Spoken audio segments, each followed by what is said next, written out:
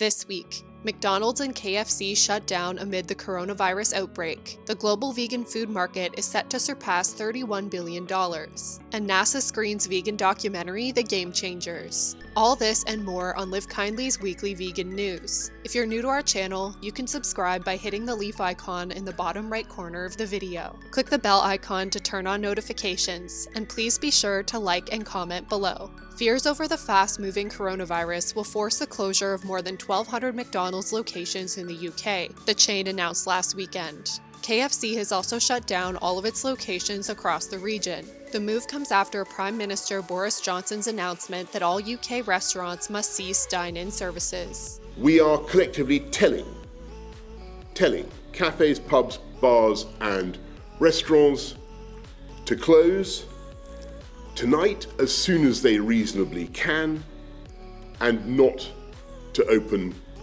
tomorrow. Though, to be clear, they can continue to provide takeout services.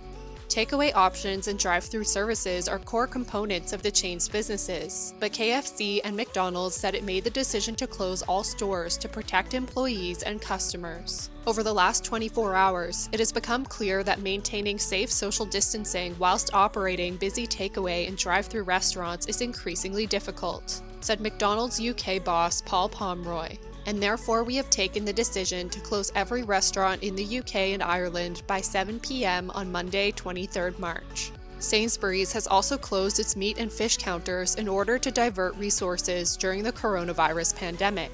While meat sales are up in some markets under quarantine, rumors of a link between poultry and the coronavirus have driven down chicken sales in India by almost 50% in recent weeks. According to top chicken supplier Godrej Agrawal Limited, sales fell from 75 million to around 40 million birds per week in the last month. Other Indian poultry producers, including Venky's, also cited coronavirus rumors spread via social media as the cause. India is the second largest producer of eggs and the fourth largest producer of chicken in the world. The overall drop in prices is also severely impacting farmers themselves. They are now making approximately 30 to 35 rupees, approximately 42 cents to 49 cents per bird, down from 80 to 85 rupees. The price of eggs has also dropped considerably.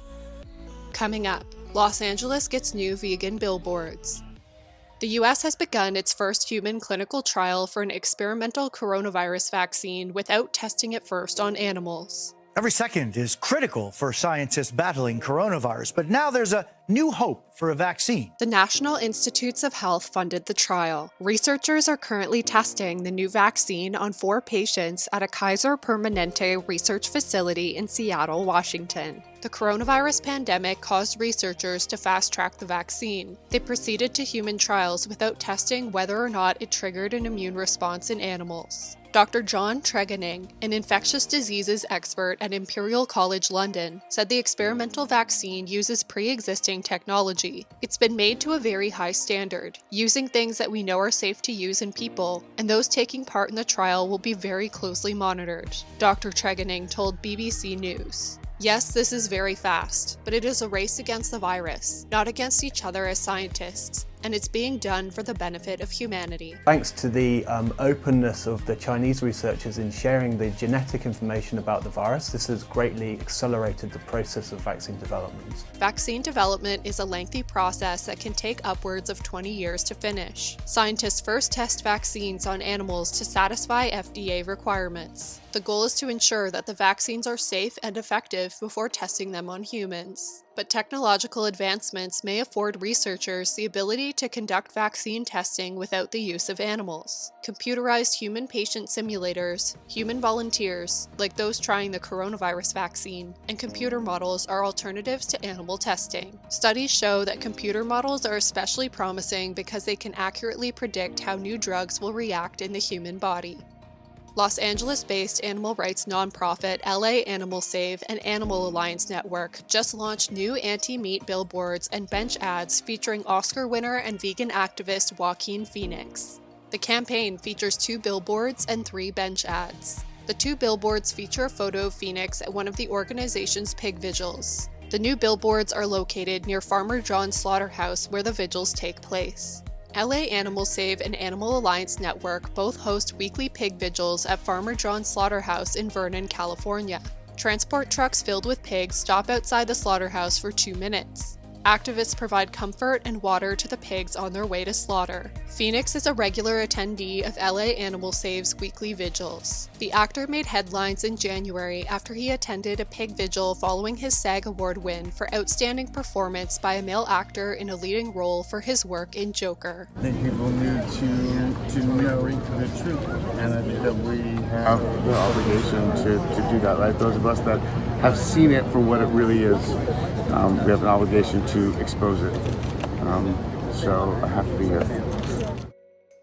NASA scientists at the Kennedy Space Center in Florida were recently treated to a screening of the vegan documentary The Game Changers, produced by Academy Award-winning director James Cameron. The 2018 documentary explores how athletes are able to compete at the top of their game without meat for protein. Its producers include former bodybuilder and ex-governor of California Arnold Schwarzenegger, as well as 6-time Formula One racing champion Lewis Hamilton. The film follows James Wilkes, winner of The Ultimate Fighter, and an elite special forces trainer, as he works to dispel the myth that meat is necessary for protein, strength, and optimal health. So the most important thing from the research that our team has seen, and also is recognized by the world's leading health authorities, the World Health Organization, the Academy of Nutrition and Dietetics, the FAO, are all saying that we should be eating predominantly plant-based foods. So it's basically about getting the vast majority of the calories from whole plant foods.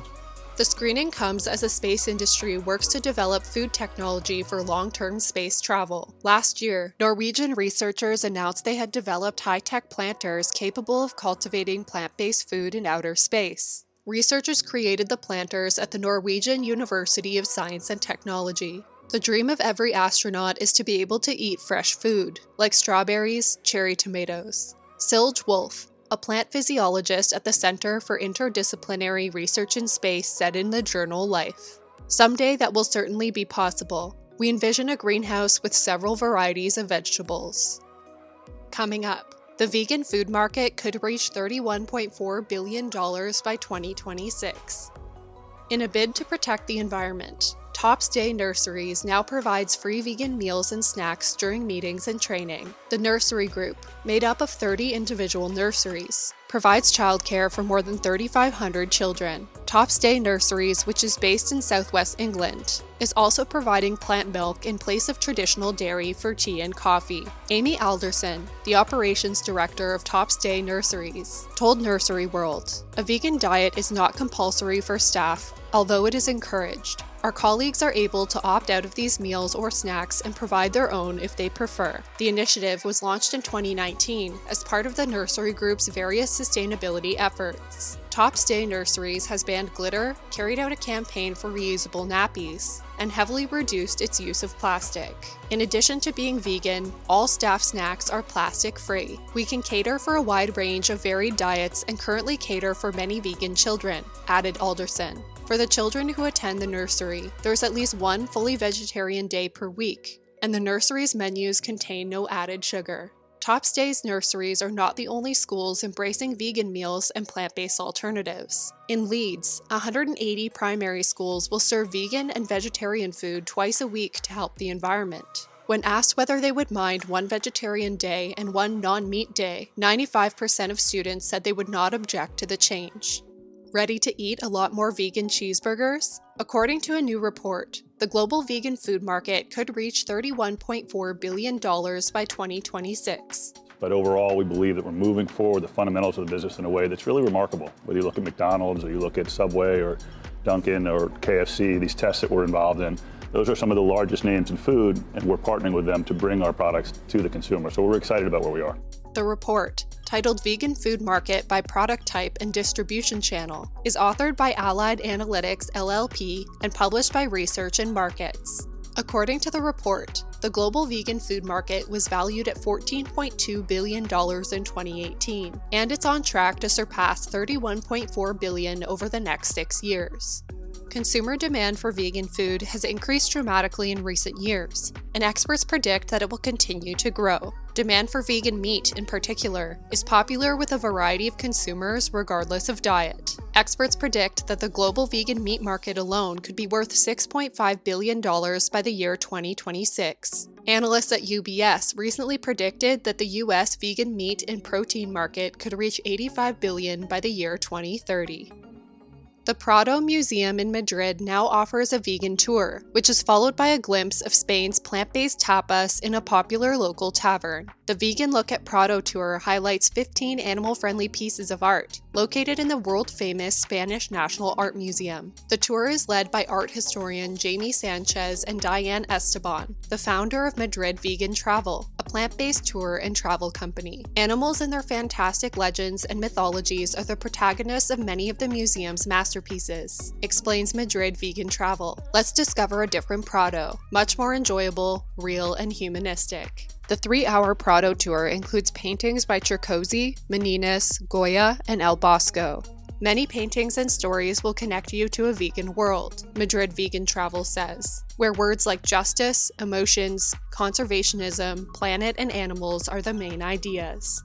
That's it for today. What do you think about McDonald's and KFC shutting down during the coronavirus pandemic?